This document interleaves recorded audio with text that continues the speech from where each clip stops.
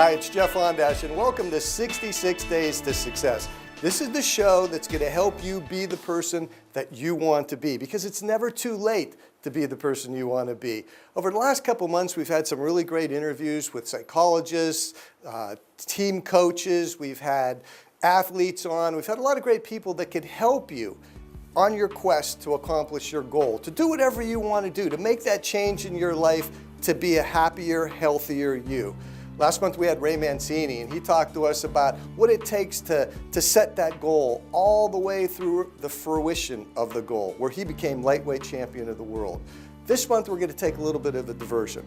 We're going to talk about something that's plaguing our valley. We're going to talk about the opiate, the heroin addiction, the overdoses that are going on here. We're going to talk to the families that are affected out there in the audience. We're going to talk to the people right now that have an addiction and want help. We're going to be talking to Dr. Daniel Brown and Meghan Fawcett from a great healthcare organization here, the Meridian Healthcare Organization. They're going to come on and they're going to talk to us about drug addiction, about alcohol addiction, and what families can do, what friends can do, and how we can put an end to this if we want to. So sit back, relax, and if you have an addiction, if you know somebody who has an addiction, anyone at all, please watch this. This is very, very informative. We'll be right back with Dr. Daniel Brown and Meghan Fawcett from the Meridian Healthcare. Enjoy this.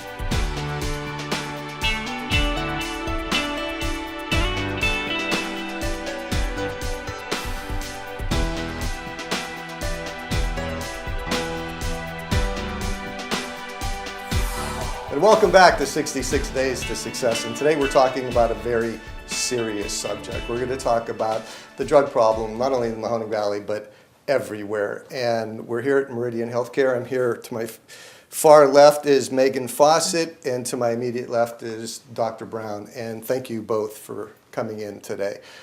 Let's talk a little bit about drugs.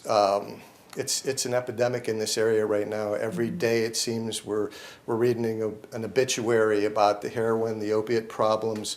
Let's start there. I'm 59 years old. I can go back to my high school days or in the 60s and reading about, when marijuana was first the drug that I could remember of. And it always seems like there was a drug problem, but it seems like it's bigger, or it hasn't gone away, or it's transformed. So Doc, tell us a little bit about that.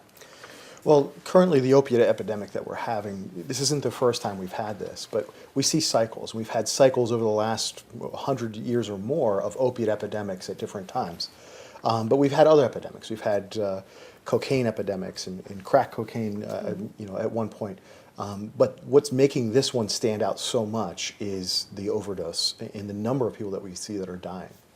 So what, if I may, I don't think I've ever really had addictions or possibly serious addictions, and I guess people like me don't understand how someone becomes addicted to drugs or what makes them take that path. And to think of when you read about opiates like you're talking about and knowing that they're deadly because of the mixtures now and not knowing where it's coming from, and people read every day about more and more deaths. What would possess somebody to take that chance of, especially if it was a first-time user, to allow that? Most of the patients that we see, even today, started unintentionally with prescription drugs. Wow. A lot of times we saw, this started back in the 90s, we saw a real sharp rise in prescription opiate medications. And kind of physicians kind of were told at that time that we were under-prescribing, under-treating pain, and that we could treat pain with opiates more safely, and that we wouldn't cause addiction. Some of the newer medications, OxyContin at the time, was promoted that way. And what we did, we created kind of a large burden in the society of people who had dependence upon prescription drugs. So now as we've cracked down on that and we've gone away from it, what you're seeing is a patient, they're out there, they're dependent, they start to show addictive behavior, and when they can't get access to the prescription drugs, that's when they would switch to heroin. And from now, the heroin now is fentanyl on the street, and that's why we're really seeing the sharp rise in overdoses. So one more question on this. they run the prescription drugs, and let's say that it was a back surgery. The back surgery heals, they feel better, the pain is gone, but is there an addictive something that goes on up here chemically that they need to have that feeling again? Is that what they're looking for when they go out looking for something else? There's a couple different pathways, to get there. As far as there's risk factors for this. Obviously, there's genetic risk factors for addiction. There's behavioral risk factors. There's risk factors of people who have depression or mood disorders are more likely to feel good when they take the medication. Some people may have social anxiety disorder. When they take the medication, their anxiety goes away. And so sometimes there's benefits more than just seeking that high. It just makes the person feel different, and they like that feeling. And then from there, that's where we get into what the Surgeon General's report related to as the brain disorder. The changes that happen in the brain. They didn't wake up one day and say, I'm going to become a drug addict. They woke up one day and said, this is out of control, and they realized they're dependent and they're addicted to the drug. And Megan, your role here, you're a clinical... I provide supervision to our counseling programs, yes. Okay. So this obviously not only affects the person using the drug, right. And no matter what their choice of drug is, obviously right now opiates are very, very bad, but cocaine is still not good for you, and it's addictive, and there are other drugs out there. And not only is it not good for the person using it, but it affects the families. Absolutely. So what can families look for to know that there might be a problem potentially with one of their loved ones or one of their friends or coworkers? Behavior changes. You start to see the person's mood change, the people they're hanging out with, the things that they're doing. Any changes that you see that disrupt the person's ability to function and do the things that they used to enjoy, complete tasks. You start to become concerned, pay attention to what they're doing, who they're hanging out with, and you start to see some differences. You want to ask questions. And generally, if somebody is dealing with an addiction, they're protecting it because they've developed a relationship with that substance. So when a family member might start asking them questions, they might see defensive behaviors. They might be pretty evasive. They may be spending their money in ways that they can't account for. So those types of questions, those interactions will indicate that something's different. And that's time for a family member to maybe seek out some support. And drug addiction really is open season for anybody. I mean, I know I have friends and coworkers that I would have, if you would have said 10 years ago that Susie's going to be, abusing drugs. Right. I said, no, not Susie. There's no way. She's one of the strongest personalities I know. That's right. not going to happen to her. But it can affect anyone. Right. Well, like what Dr. Brown just said, there's other risk factors that we're familiar with individuals who, when they come to treatment with us, we can see commonalities. Generally, there may have been some type of perceived traumatic experience that this person has had. They may have pre-existing mental health conditions, maybe a lack of family support. We see those things trending in a lot of the folks that we serve. So, when we provide prevention services in the school, a lot of times kids, they know a lot about drugs and they know a lot about alcohol. The concern we have is despite knowing what you know, what lends that person to picking up? And generally, it's these other risk factors that contribute to that individual taking that risk, engaging in that behavior. So as a parent or a concerned family member, I would want to be familiar with those risk factors, check in on my family member and make sure if they have them that I'm supporting them and I'm trying to help them find services if they need them. And in terms of counseling too, counseling is not only needed when the problem's there. Correct. There should be a preventative. A lot of people Absolutely. might have Doc, you might want to answer this. They might have a preconceived notion of, we don't want to go to counseling. There's nothing wrong with us. We don't need to do that. But there is absolutely nothing wrong with talking to a professional when nothing is wrong. It's always a good thing. If you're going to have a checkup for your body, why not have a checkup for your mind also? Absolutely. Honestly, when we look at treating addiction, there's things that we can do as medical providers. There's medications we can use, but really nothing works more than treatment services themselves. And the medication alone, we call it medication-assisted treatment. When we use it, it's medication-assisting treatment. It's the counseling aspect of it is critical. And there's a big difference. I'm going to take one step back if I can. There's a big difference between dependence and addiction. Maybe you can clarify that for our audience. So dependence is something that happens naturally when you use a drug. It happens with opiate medications very specifically, and it is something that occurs in the brain. When the medication goes into the brain, it attaches to different receptors. It has the different effects that we desire. The blockade of pain, but it also has other effects. You'll see the person, their respirations will slow down. Everything about them will slow down. They'll seem sleepy or nodding off. All of those things are effects of that drug in the brain. But what happens is if you chronically give the person the pain medication, that medication sitting there, the brain starts to say, hey, this is here all the time. I'm going to make adaptations. It's going to raise the neurotransmitters that were being suppressed by the drug, and it's going to balance that out. And so someone who can take chronic pain medications or use drugs chronically, they will walk around and can look and act normal just like anyone else, despite being on doses of medication that most people would have trouble functioning on. What happens is when that medication is taken away, so now the brain has made this adaptation, but now the drug's taken away, it's no longer sitting there, you get that rise in those neurotransmitters and you get the surges of it, and the person has withdrawal effects. And so that's when they'll become very irritable, agitated, they can't sleep, they may have body aches. All the signs and symptoms that we see of withdrawal are actually caused by that physical dependence. The body has used to it being there, it's adapted to it, and now it's not there. This happens to somebody who's using medication, illegally, using drugs. This happens to an 80-year-old grandma who has a hip replacement surgery and takes pain medication for a month.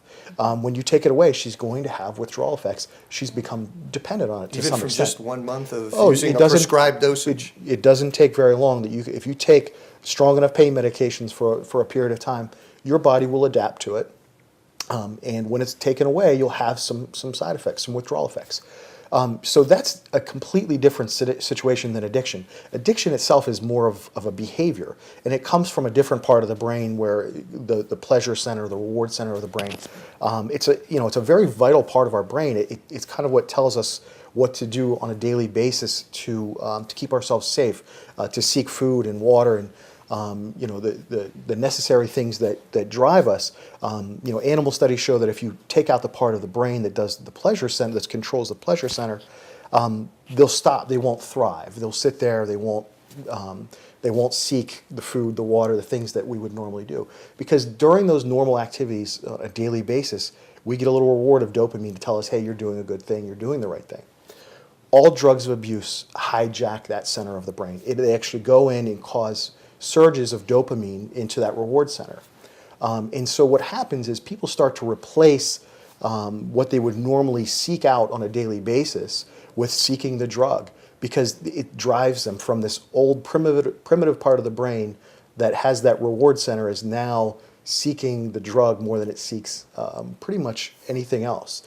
This is how we can see people who have an addiction, and have this, what the Surgeon General report called the brain disease of addiction. They can neglect their family. They can neglect their own personal hygiene. They can neglect to take care of themselves in any way because that part of the brain is now being controlled by the drug. Now, is this true with a drug like cocaine and a drug like heroin? I mean, in both ways, because one is mostly sending you up and one is sending you down, correct? Well, interestingly, all drugs of abuse affect the pleasure center of the brain, the reward center of the brain, and increase dopamine to some extent. That's nicotine, alcohol. They all go in there and to some extent do that. Now there are other side effects, sedatives versus stimulants, but to some degree, they all affect the same part of the brain. Wow. So we see someone that is having these symptoms of irrational behavior that we think is irrational behavior. What's the next step? What does someone do? Do you approach that person? How do you handle that? Well, I think you could do one of two things. You could approach that individual, but if you're not prepared and you don't feel that you have the information you need or the support you need in order to do that, you're going to fail. Because you're not confident. I think if you want to be informed, you can reach out to treatment providers, get some information, provide some information about what your loved one is experiencing or what you're observing, and get some support. Get some information about treatment that might be available. Try to get an understanding of community supports that might be out there to help you reach out to that individual, and sit down and talk with them and see what their willingness is to get help. People be surprised. I mean, individuals, they recognize a change, but their readiness to change it may vary. So if you're prepared as a loved one armed with kind of information and support, you'll be more effective in demonstrating that you care and this is coming from a place of concern. If the person's receptive to knowing they have a problem or an addiction, I would assume that most people right off the bat are going to say, I don't have an addiction. Sure. It must be a Sure. huge state of denial right at the beginning of it. Is that true, Doc?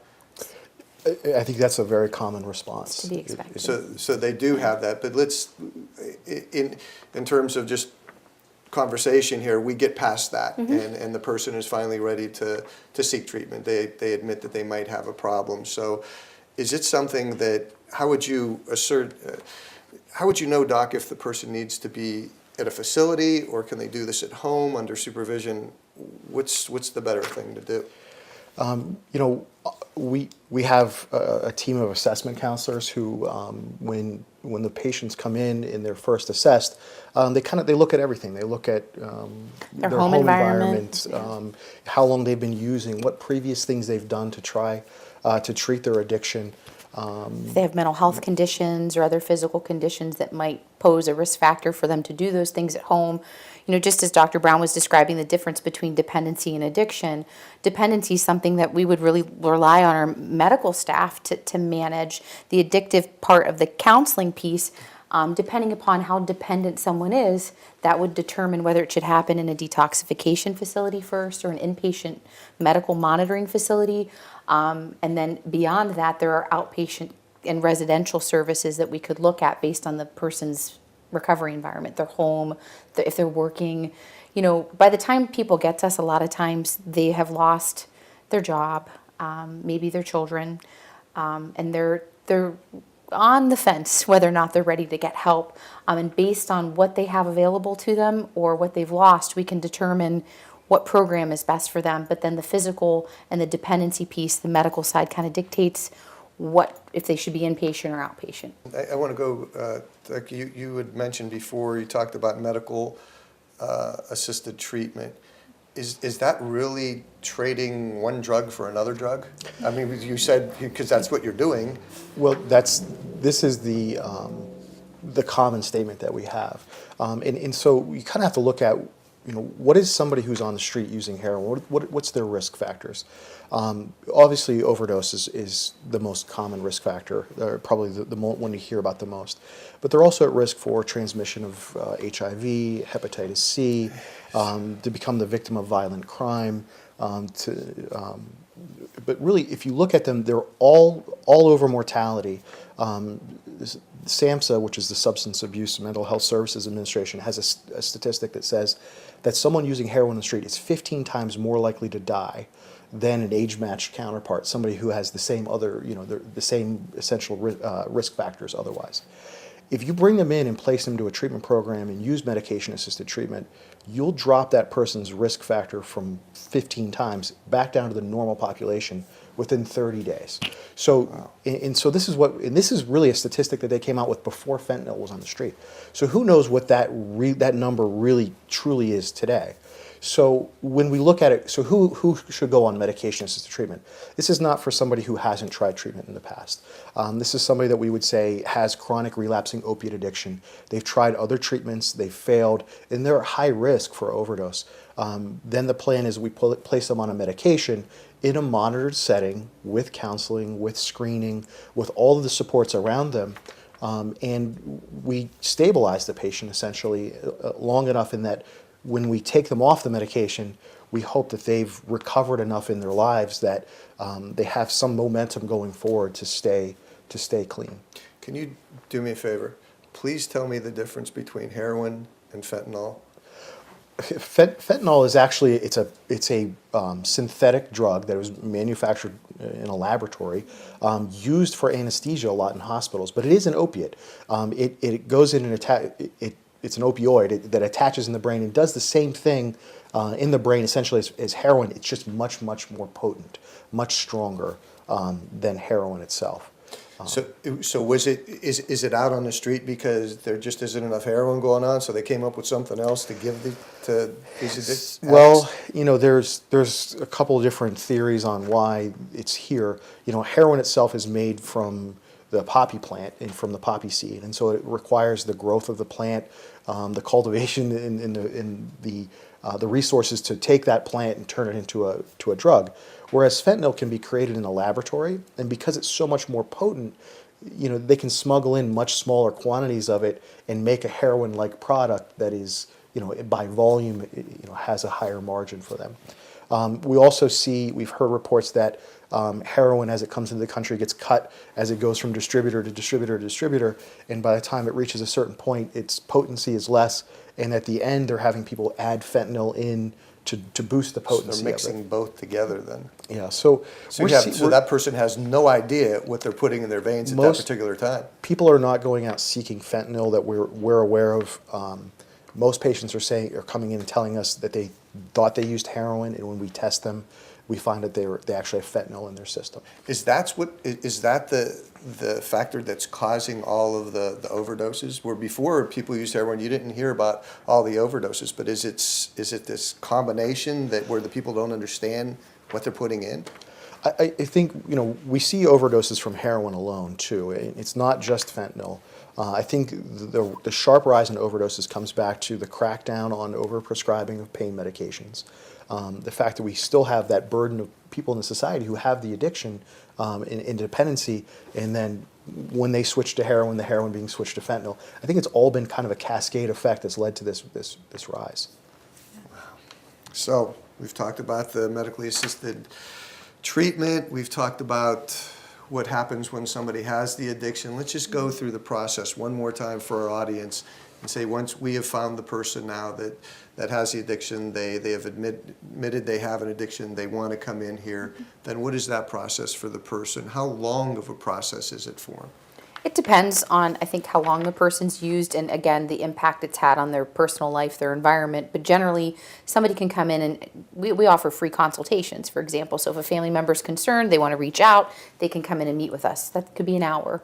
Assessments, we offer walk-in assessments. The person can come in, and they're generally with us for about an hour to 2 hours because we're meeting with them. We're getting all that information about their history. And based on the program that's most appropriate for their needs, we could be engaging with them for a time period as short as a couple months to several years. It just depends on what their plan of treatment needs to look like so that when we are finished working with them, that they are a person that is recovering, working a program and living a life that they want to live, and they're happy living. It's kind of like a thumbprint. Every case is different from Correct. the other one. Correct.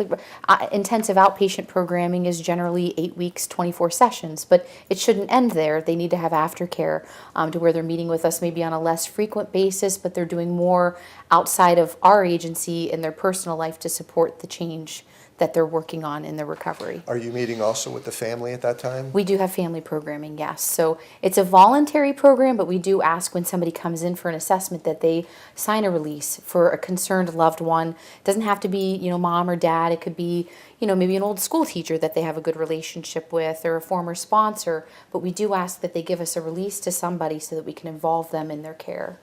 And unfortunately,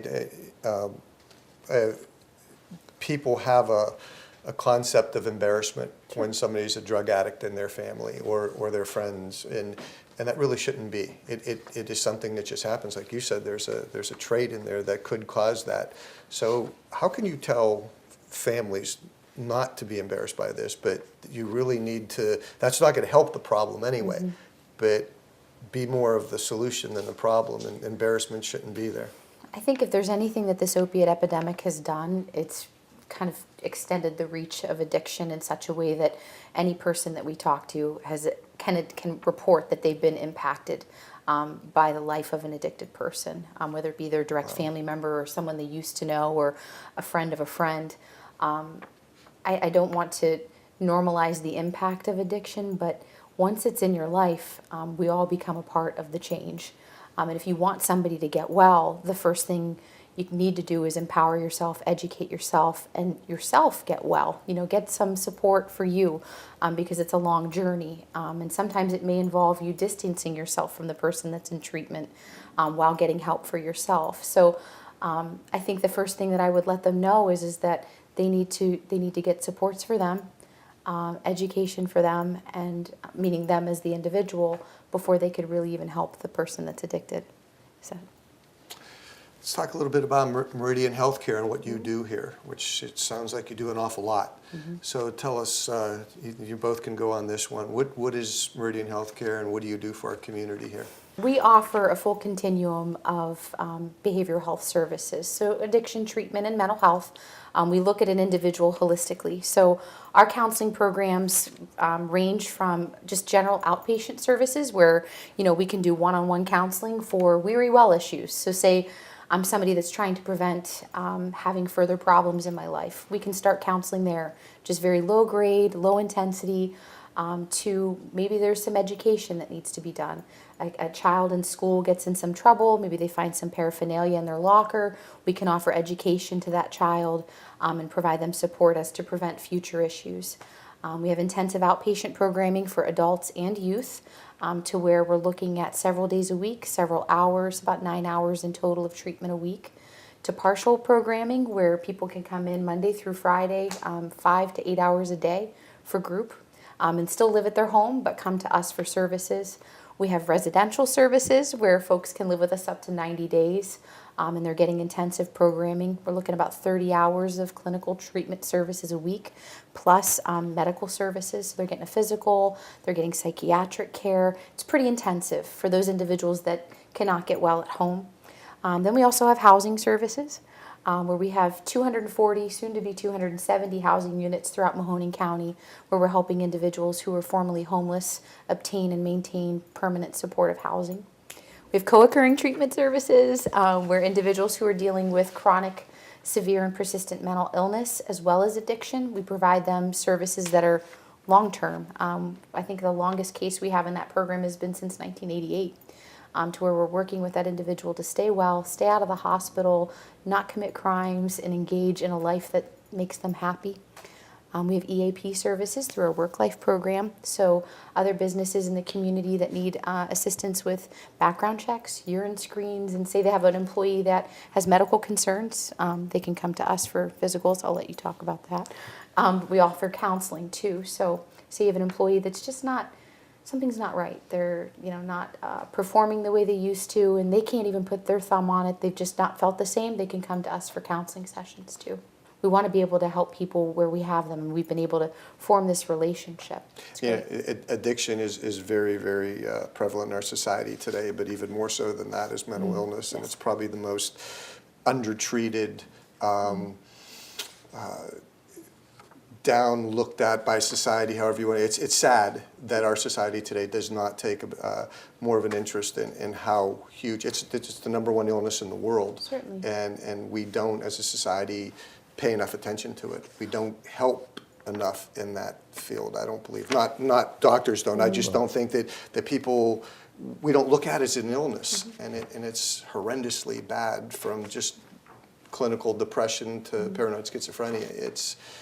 It's a very, very terrible, terrible thing for the person and families to go through, and it's something that I hope someday we could look at as more drugs become available for them, like clozaril and clozapine and things like that have been miracles for schizophrenics, that maybe someday we can get a better handle on that too. So Doc, your turn on Meridian. I jumped in on you there. I know Megan pretty much covered a lot of it, but we have our addiction medicine program that we mentioned, and really all of the services that Megan was talking about just surround those patients, and really offer pretty much a way of addressing all of their needs. But then we also have other medical services that we provide, psychiatry services. We have an infectious disease specialist who provides a hepatitis C clinic for patients. Because of the needles. We also, though, have an integrated primary care program. So a lot of times patients who come to our facility may not access primary care, may not feel comfortable in a typical primary care setting. And so we are able to kind of assess their physical health needs and address them right there with primary care physicians seeing the patients.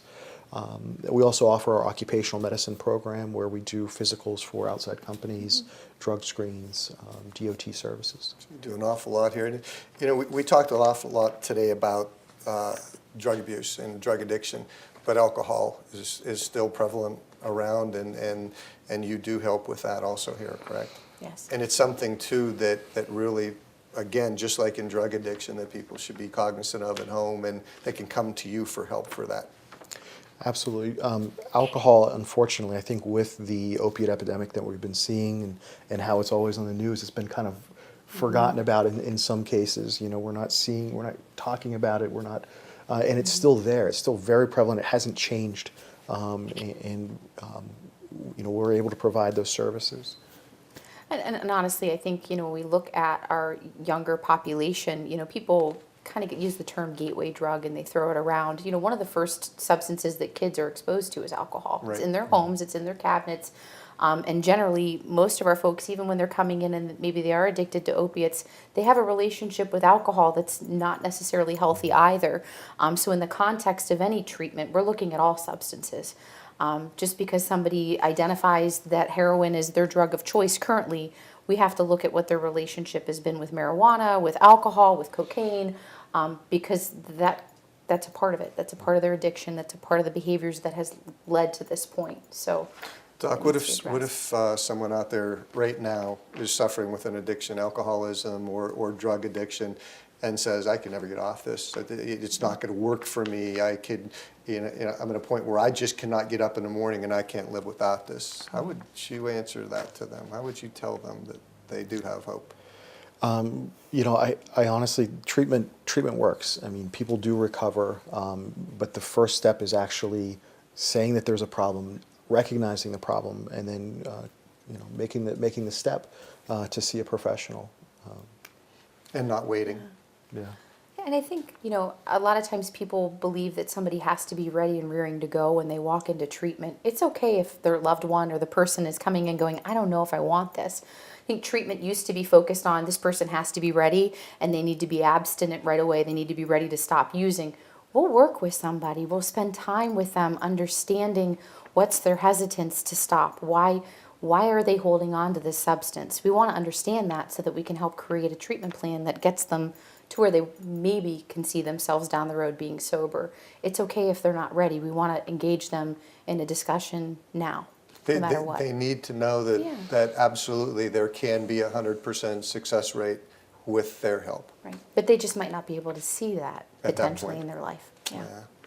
Well, Megan, Doc, this has been very informative, and hopefully everybody out in the audience has a little bit better handle on what's going on in our community with the epidemic. And if you know somebody that is suffering an addiction, whether it's alcohol or drugs, and hopefully not the opiate addiction that's going on right now, please take action, try and help. Don't ignore it. Don't look the other way. There are people here like at Meridian Healthcare that's willing to help. And it can, again, be 100% success rate down the road, but it can't be successful if nobody takes that first step.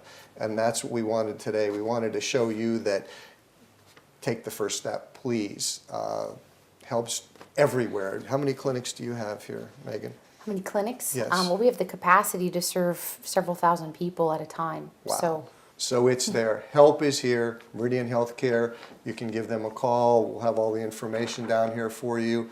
But please, don't wait. If you do know somebody, make that first step with them. Or if you're somebody right now and you're watching this show and you feel that you do have the addiction and you would like to get some help, they're here for you. And a lot of other people are too. And I know you can succeed, and I know you can beat it. And I know 2-3 months down the road, it'll be the best thing that ever happened to you. So that's going to do it. We're going to be right back after this short break. Dr. Daniel Brown, Meghan Fawcett, thank you so much for helping us out in our community. And thank you for being a part of 66 Days of Success.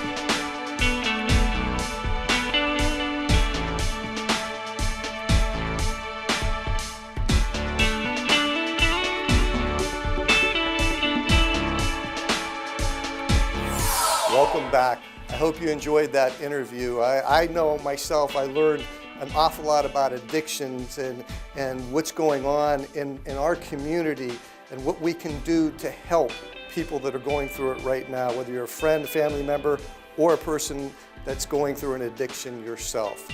The good news is that many people have sought help from places like Meridian Healthcare, and over 1,300 people right now are in a recovery program where they're actually on their way to overcoming their addiction. That is very good news. The downside of it is there's a lot more people out there that need help. Maybe you do, maybe a family member does. Whatever or whomever it is, please take the first step and help them. Don't look away. Don't think that it's going to happen somewhere down the road. The things out there on the street right now are not very good. Don't let another day go by where you're going to take a risk of something bad happening. You can make a big difference. There's a 100% success rate in getting rid of drug addiction, but it all starts with the one step from everyone. I want you to be that person that's going to go help somebody who needs you right now. To be a part of the solution, call Meridian Healthcare. They will certainly help you out. I hope you have a great day, a great week, a great month, and a great life, and we'll see you next month with more of 66 Days to Success.